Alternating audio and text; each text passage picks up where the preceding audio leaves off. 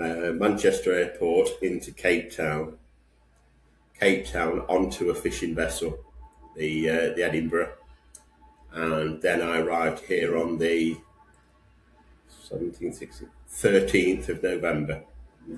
So it took me around about 13 days travel door to door to actually get onto the island.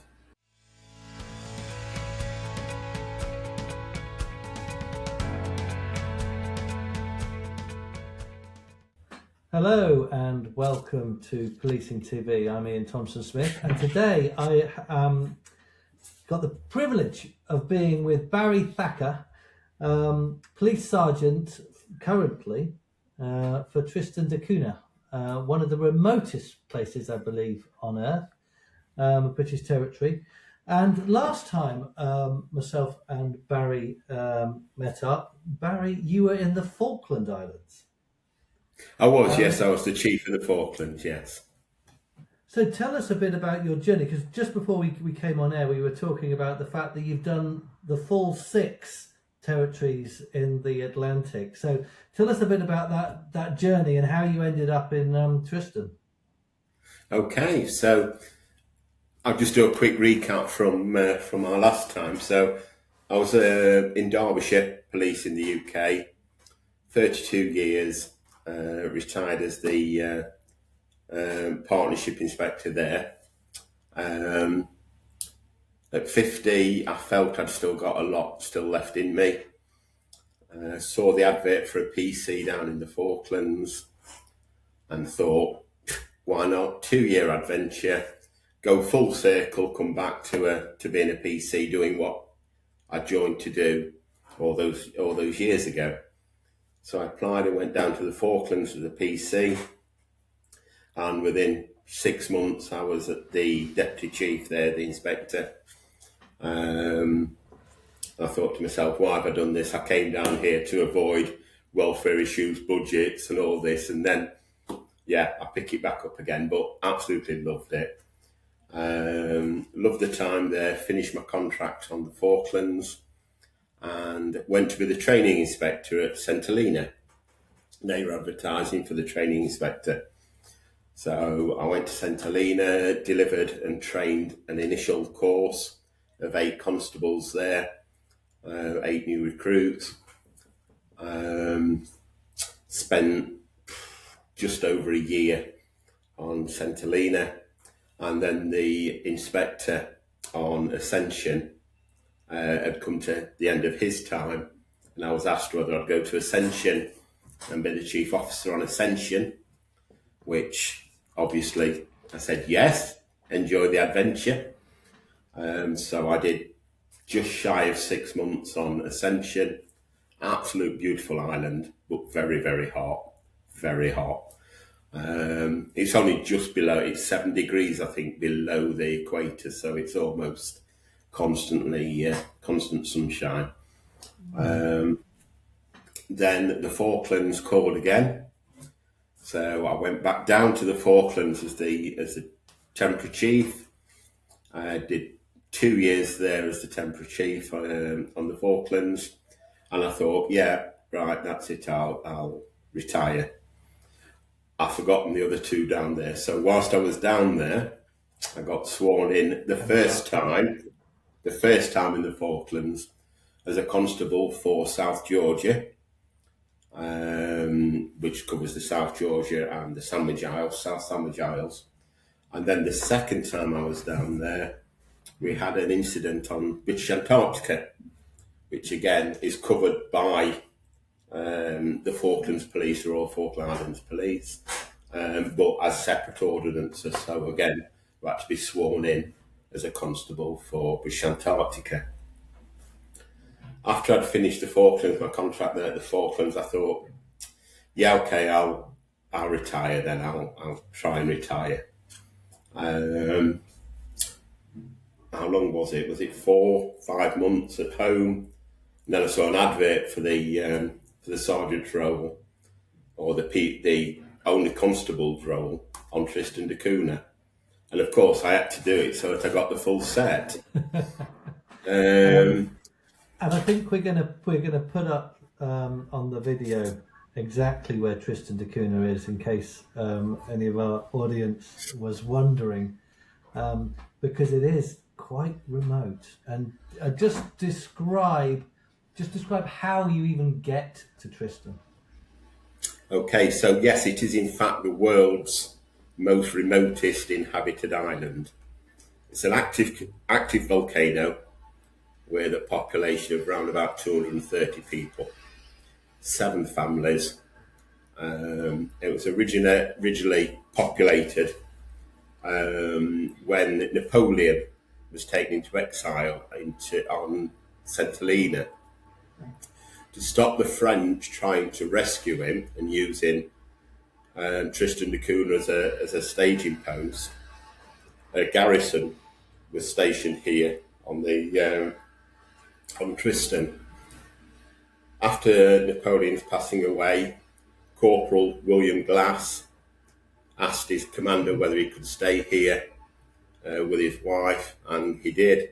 And that's how the story goes on there in relation to how it got established on Tristan da Cunha.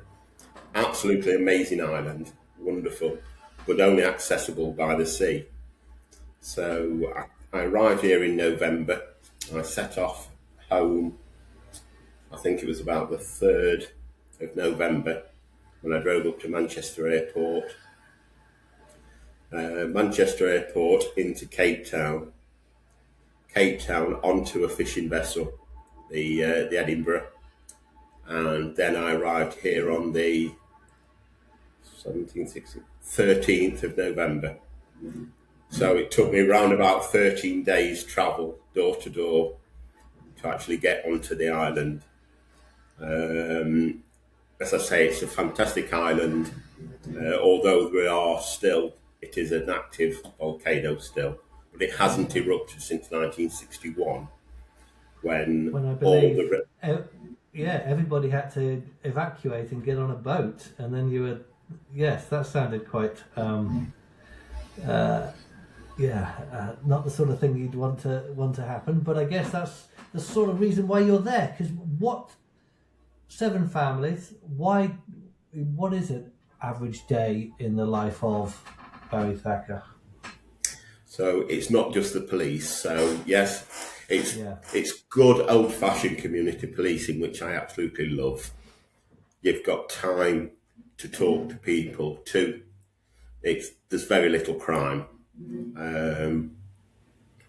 So there's the occasional fallouts, and you referee between fallouts, but other than that, there's nothing that my colleagues in the UK, for example, have to deal with. It's good old-fashioned community policing. I'm also the chief immigration officer, so looking after the cruise ships. We get cruise ships that pass by, as well as private yachts that call in and things like that. So most of my time's taken up with immigration. I'm also head of customs. So although we only have supply ships every 8 weeks, better not to be 8 months. But also, is there not that there's a large sort of environmental area being set up around Tristan that needs? Is that enforced? Because I believe this is one of the biggest in the world, a no-take zone. So from an environmental policing point of view, is that something you get involved in as well, or do you have, if there was anything, you have outside support? Yeah, I work in partnership with the Trevor, who runs our conservation and biodiversity. So if there's anything legal in relation to that, you're quite correct in relation to the islands, because it's not just Tristan da Cunha. There's Nightingale Island and Inaccessible Island, which are about 25 miles away from us. What a name, Inaccessible Island. I have to ask, and is it? Yeah, okay. You can land, but you have to be an experienced sailor to actually get there. There's no beaches or anything like that. It's just sheer rock face, hence the name. But so there's wildlife on there that's never seen human beings, or very few. And there's also Gough Island, which is about 150 miles further south. Again, a protected area, non-inhabited. None of these other three islands are inhabited. There's only Tristan da Cunha that has inhabitants on it. So the wildlife there is left to its own devices. And Trevor and I have the responsibility for looking after and ensuring the ecosystems are there. We do have invasive species, both of plants and fish, which we try to control. A few years ago, we had a oil rig that came adrift and landed on the island, and that brought a species of fish that hasn't been here before, the porgy, which we're doing research on now as to what effect that's having on the native species around the islands.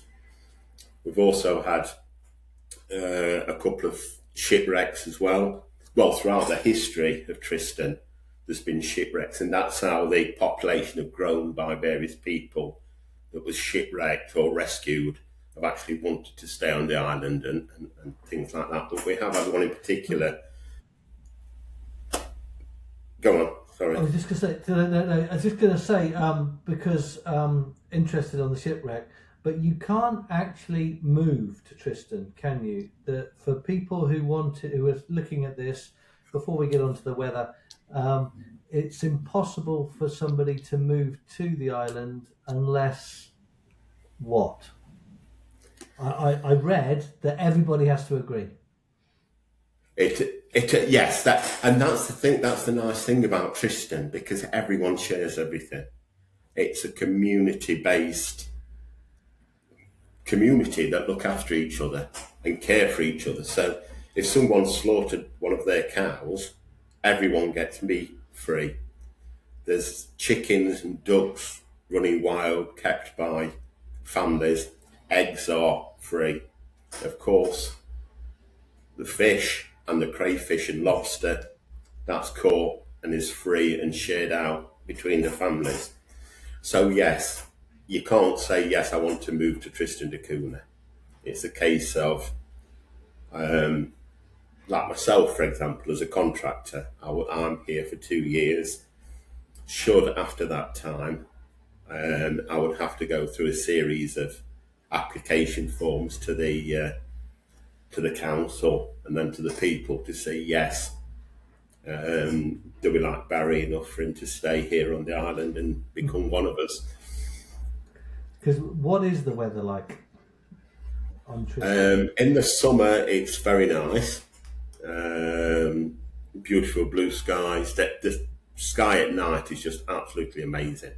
There's very little light pollution because we're remote. So the skies, the stars, the Milky Ways, it's fantastic at night time. Winter time, I've not experienced a winter here, but I'm told it is very cold, very windy, snow on the mountain, hailstones. In fact, 2019, the police station got wrecked because of a storm that hit it and it was lifting containers and smashing the building, and we had to have it rebuilt. So I'm not overly looking forward to that as we're now coming into autumn and winter time. I've come at the right time and enjoyed the summer here, which has been very nice. Because how long are you there for? It's a 2-year contract, and I'm 4 months in. So yes, I'll be popping home halfway towards the end of the year, just as a break, annual leave, and then I'll be coming back until the end of 27. That just makes me. If you're popping home and you have 2 weeks off, it's going to take you 13 days to get home. Barry, really appreciate your time today. If we just take a break here, because what I want to do, we've got another part to this today. What I really wanted to do is talk more about the comparisons between, you're probably uniquely placed, having seen all 6 territories, the comparisons between working in each and the sorts of skill sets that people need to do so. So, Barry, that's absolutely fascinating. So thank you for your time today, and I look forward to part 2.